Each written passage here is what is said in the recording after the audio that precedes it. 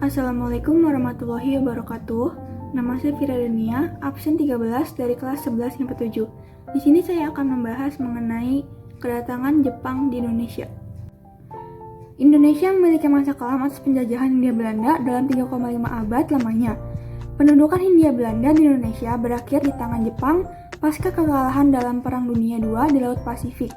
Kedatangan Jepang ke Indonesia usai memenangkan perang atas Hindia Belanda sekaligus mengukuhkan diri atas kekuasaannya di Indonesia dan membentuk pemerintahan baru.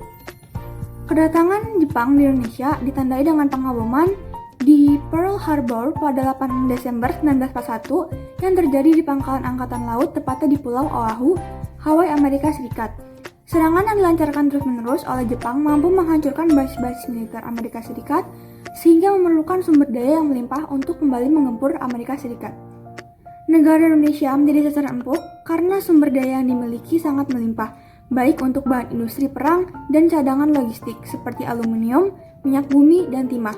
Maka sesuai doktrin Hakko Ichiu, untuk menguasai Asia Timur, maka Jepang mulai masuk ke Kepulauan Indonesia tahun 1942 dengan penguasaan negara-negara di kawasan Asia Tenggara.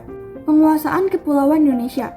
Pendudukan Jepang di Indonesia diawali di kota Tarakan pada 10 Januari 1942, selanjutnya meluas ke kota Minahasa, Balikpapan, Ambon, Pontianak, Makassar, Banjarmasin, Palembang, dan Bali. Pada 1 Maret 1942, pasukan Jepang lainnya berhasil mendarat di Pulau Jawa sehingga memberikan dampak yang besar dalam perannya untuk mengontrol wilayah tertentu.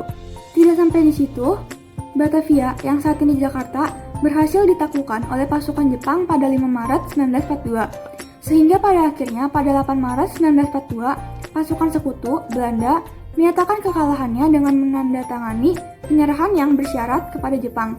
Sejak saat itu, Indonesia berada di bawah kedudukan Jepang. Pada awalnya, kedatangan pihak Jepang ini disambut baik oleh masyarakat Indonesia karena ada iming-iming beberapa ajaran seperti Shintoisme yang mempunyai tujuan baik bagi semua manusia. Kesempatan emas tersebut tentu saja tidak disia-siakan oleh Jepang untuk mengambil simpati rakyat Indonesia dengan membuat beberapa propaganda. Pembentukan pemerintahan militer. Pada tahun 1942, markas besar tentara Jepang mempunyai ide bahwa segala penduduk perlu dilibatkan ke dalam suatu kegiatan militer dan pertahanan.